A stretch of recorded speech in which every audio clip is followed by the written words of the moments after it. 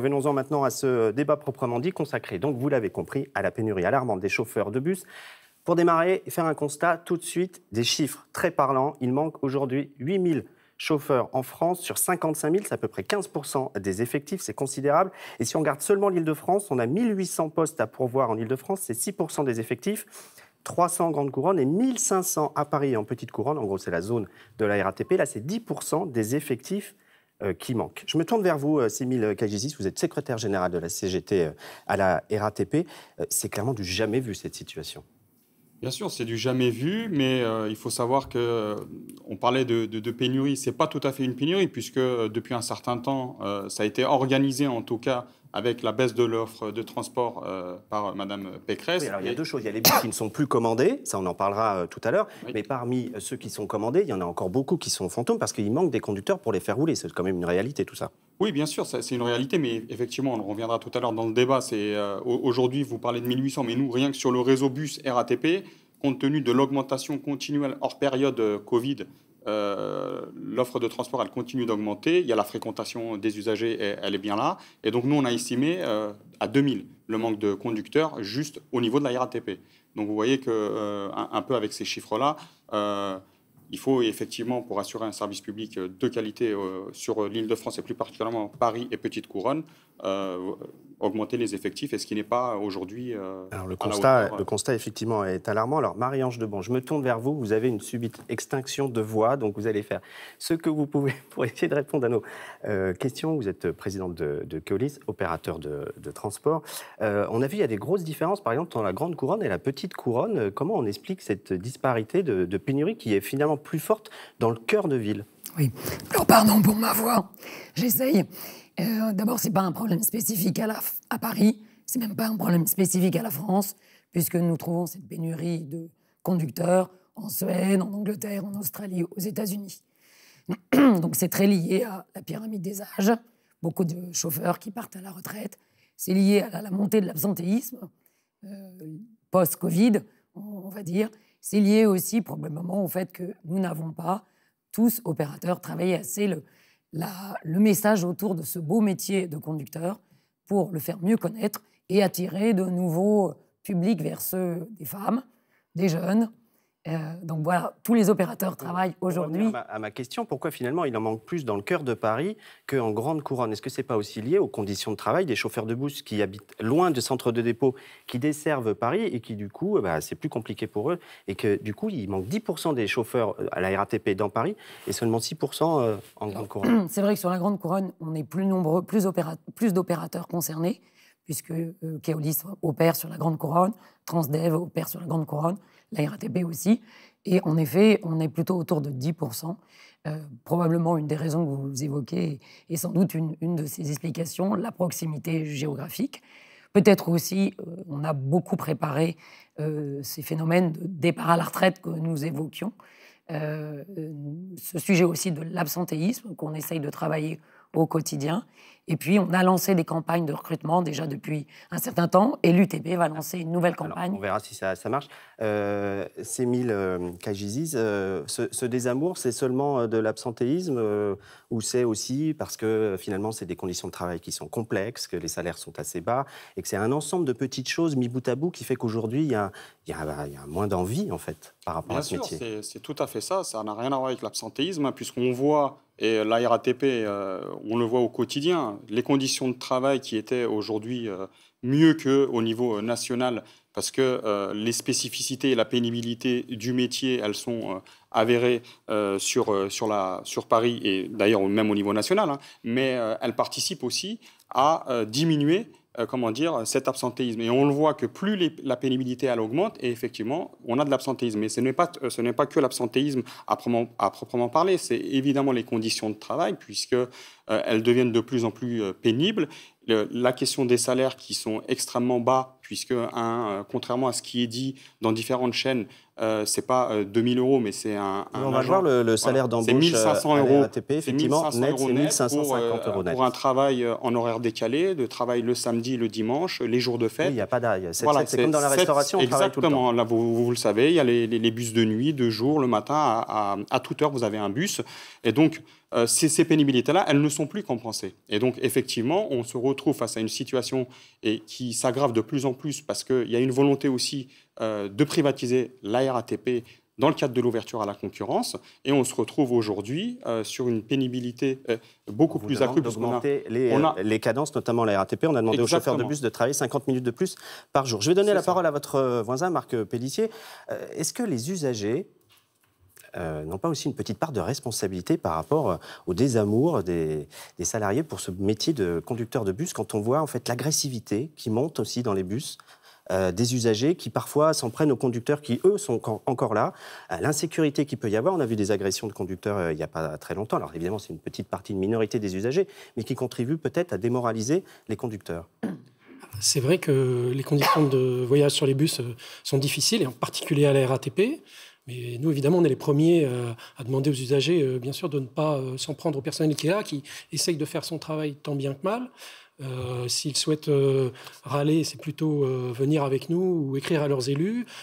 Mais voilà, surtout pas s'en prendre au personnel. Les bus qui ne sont pas là, alors qu'en fait, ce n'est pas de la faute, évidemment, du chauffeur de bus qui est présent juste à eux. Alors, les usagers, ils trinquent quand même, parce que la conséquence principale, ce sont des bus qui disparaissent, des bus qui sont pour le coup, blindés juste à côté. On va aller voir du côté de Paris-Saclay comment ça se passe. Et la rentrée est vraiment très difficile. C'est un reportage de Claire Koch et de Denis Tanchereau.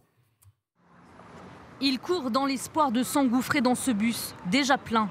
Voici le quotidien de ces usagers qui peinent à se rendre à l'université de Saclay. Nous, on n'en peut plus. Nous, ça fait depuis la rentrée qu'on vit ça. On est obligé d'aller en cours. On a une obligation de présentiel.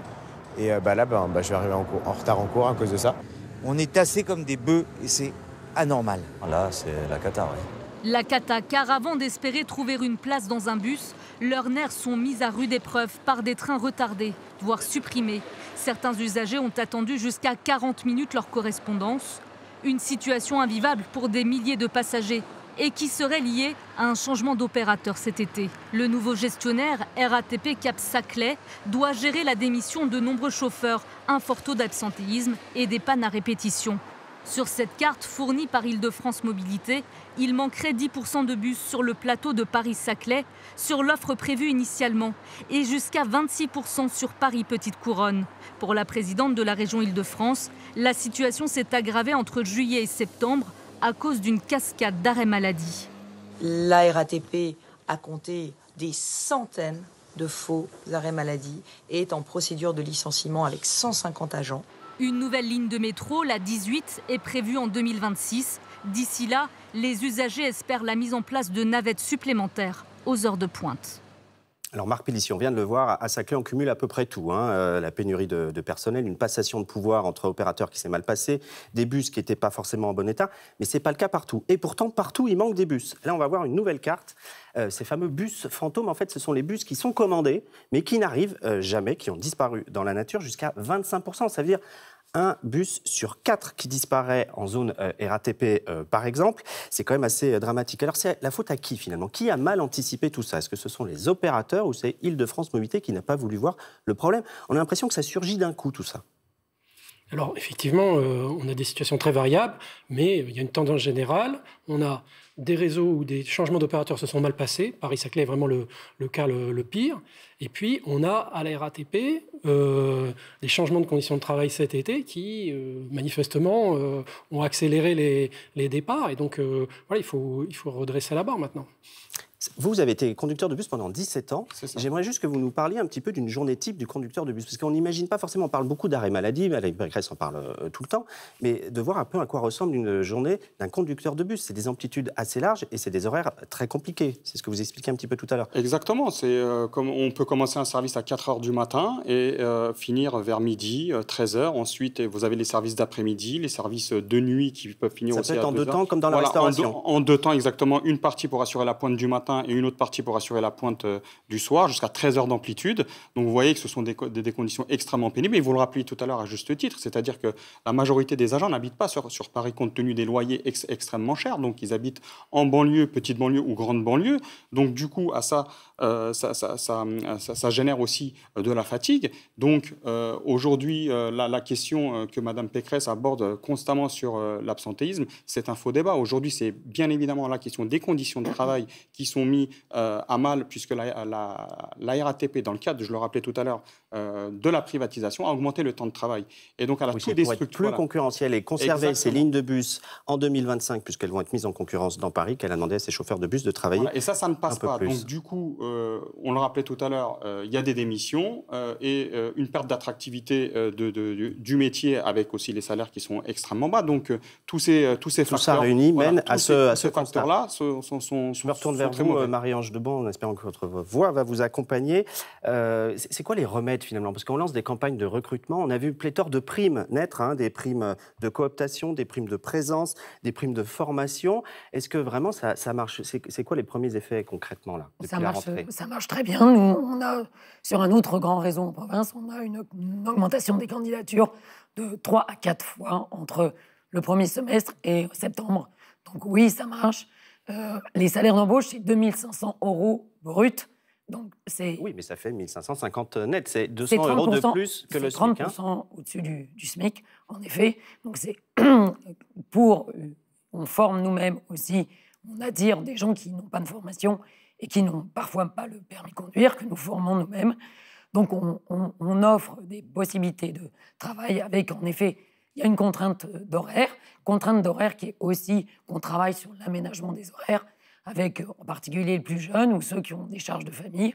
Mais au contraire, on voit qu'on n'a peut-être pas assez expliqué les évolutions du métier. Il y a une urgence à trouver du monde, parce qu'effectivement, tout à l'heure, on parlait de la pyramide des âges. Je crois que c'est un chauffeur de bus sur 5 qui a plus de 55 ans. C'est ça.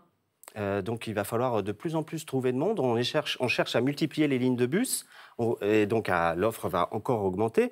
On s'inquiète un peu pour l'avenir. Marc Pellissier, comment on va faire le jour où on n'a plus de conducteurs de bus? C'est quand même très problématique. Dans certaines zones, il n'y a que des bus. Bien sûr, le bus est essentiel et d'ailleurs il faut continuer, j'espère quand on aura passé cette crise, à renforcer l'offre bus, notamment en grande couronne. Il y a l'idée de créer des lignes express. Voilà, donc il y a du travail, mais il faut aussi travailler sur l'amélioration de la circulation des bus. Que les maires, les départements, parce que améliorer la circulation des bus, c'est à la fois améliorer les conditions de travail, rendre plus attractif et aussi diminuer les coûts d'exploitation. Pour rendre plus attractif le métier de chauffeur de bus, est-ce que si on augmentait les salaires en contrepartie, vous payez plus cher votre passe Navigo, est-ce que vous seriez d'accord en tant qu'usager? Parce qu'à un moment, la question va se poser. On voit que les primes, ça peut peut-être marcher là, mais on voit aussi qu'il y a beaucoup de démissions après pour les jeunes. Et à un moment, il va peut-être falloir payer plus cher tout ça. Et donc, le service sera plus cher, donc il va falloir le financer. À un moment donné, on en revient sur le sujet financier, effectivement. Et voilà, je pense qu'on est conscient du fait que, en tout cas, les économies que certains voulaient faire sur le service de bus, il faut peut-être les laisser de côté et vraiment mettre la priorité sur la qualité de service. Vous avez de l'espoir, vous? Écoutez, si les salaires ne sont pas augmentés, on ne revient pas sur des conditions de travail qui sont correctes, la situation va continuer à se dégrader. Et je le rappelle tout à l'heure, vous l'avez parfaitement dit sur la question de l'augmentation en prétextant la montée du prix de l'énergie. Mais ça aussi, c'est parce qu'on a déstructuré l'entreprise qui s'appelle EDF en 2004 en la privatisant. Et ça a fait augmenter les prix. Donc vous voyez que si on fait la même chose... C'est un autre débat. Oui, je vais être obligé de vous couper parce qu'il nous reste 14 secondes. Je vous remercie d'avoir participé à ce débat. Merci beaucoup, Marie-Ange Deban, d'avoir tout donné avec votre voix. Dans un instant, le journal de Céline Cabral. Nous, on se retrouve demain à 12h05 pour un Parigo spécial Ligne 9, 100 ans. À demain.